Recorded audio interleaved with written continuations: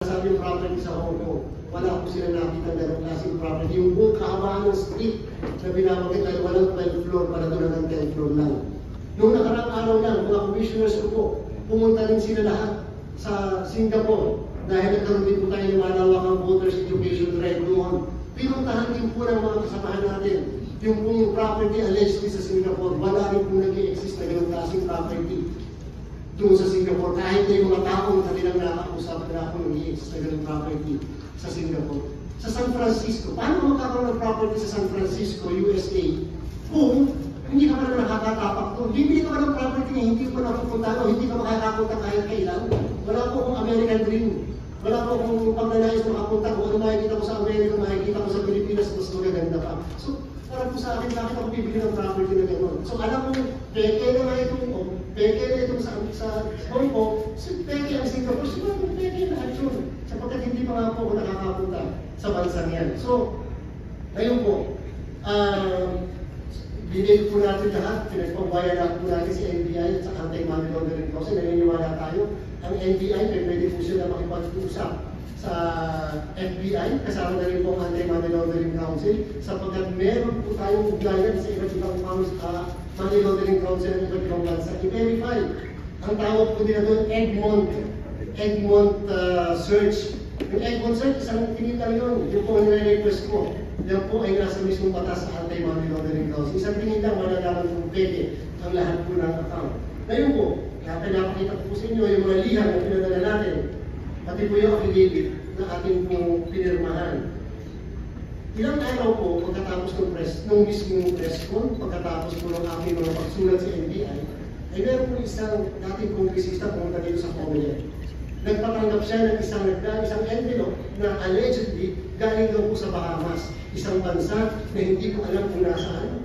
With God as my witness, isang bansa na hindi ko pa rin napupuntahan. Na galing daw sa Bahamas, na pinadala sa kanyang tirahan sa kanyang bahay. E nung i-analyze ko, in-examine ng miyembro ng media, yung mismong envelope, na trace nila eh. Galing sa Pilipinas, papunta sa Bahamas, panapunta sa Bahamas, pinabalik sa Pilipinas. Tingnan niyo po yung contact number. Hindi po ba, kahit na pinapakita lang doon sa taas ay 4 na numero, at tingnan niyo yung numero sa baba, hindi po ba parehas ang account? So parehas ang nagpadala, parehas ang tumanggap? Sa inyo, yan po ay violation ng Anti-Money Laundering ng Amerika. Law. Ganyan sila kahigpit. Kaya po ako sumulat na ngayong araw na to sa USDOJ upang i-report ang bagay na yan. Sapagkat maliban sa Anti-Money Laundering, yan po ay bank fraud at yan po ay identity theft na pinaparusahan ng mahigpit sa Amerika. At dahil may involved na American company, sinabi ko sa USDOJ marapat po sana na maisama niyo yan sa inyong iniimbestigahan din. Dahil money laundering po ang pinapalabas dito. Ngayon, ang may-ari po ng company na yan, na Jaleo, ay isang nagngangalang Jose A. Herrera. Hindi po siya Pilipino. Hindi po siya Pilipino. Jose A. Herrera. Ayan po, lahat ng represent ko sa inyo, nakuha po natin yan sa internet, available sa internet. Hindi ko po yung gawa-gawa, available yan. Lahat po, makikita nyo yung source, pwede nyo po i-verify lahat. So, yan po ay pag-aari ni Jose Herrera, na ang address ay Miami, Florida. Madami magsasabi, Miami, parang narinig ko na yun, Miami, Florida. Ngayon po, siyempre, kaya alamin natin, sino ba si Jose Herrera? A. Herrera. Ay bigla pong sumulpot na si Jose A. Herrera ay director din ng Albatross Technologies Corporation. Albatross Technologies Corporation. So, ibig connected din pala siya dyan. For information, siya po yung isang attorney at law. Okay? So, siya rin po pala ay connected sa Albatross Technologies. Makikita niyo po lahat. Ngayon, ang address po ng Albatross Technologies ay number 26, Pine Road, Belleville Street, St. Michael, Barbados. Hindi ko po alam kung saan yung Barbados. Yung po yung exact address. Eh, syempre, kagagaling naman ng staff ko. Di research yung address. Sana po masagot itong katanungan ko dito. Wala po akong pinipintang.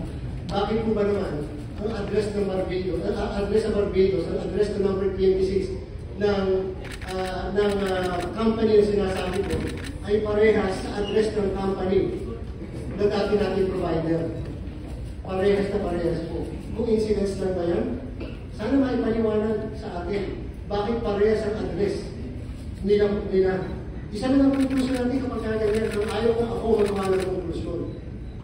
Parehas po ang kanilang address. Pero hindi po ako nag-settle doon. Inalam ko pa, sino ba talaga yung Jose Herrera na yan? Eh, lawyer po pala na dati natin provider. Nandiyan din po, mag-research nyo. Ang pinaka-importante, father-in-law ng founder, na one of the founders and owner ng natin provider. So kayo na po mag-research. Ako po, willing ako umarap sa kahit anong kaso. Okay lang po yun. Pero gusto ko magkaroon ng kasagutan. Bakit po nag-lead sa isang company lang? Alam niyo po, pag nakita niyo, ang dami pong mga companies na attached, pero iisa ang main company. Makikita niyo po sa pinapakita mo lahat sa inyo. Yan po ay available online. Mag-research ka na, magtsatsaga ka na. Tingnan lahat yung mga kabit-kabit po na yan. So siya po pala ay nag-lawyer sa dati nating provider. Sana po, magsalita sila, sana po i-mail niya yung sinasabi po natin. At meron po dyan na Espanyol news po yun eh. Tinranslate po natin kasi may Google Translate eh. Eh po, nakakakita na yung isang tinatawag na Alfredo Anzola ay son-in-law nung isang Jose E. Herrera.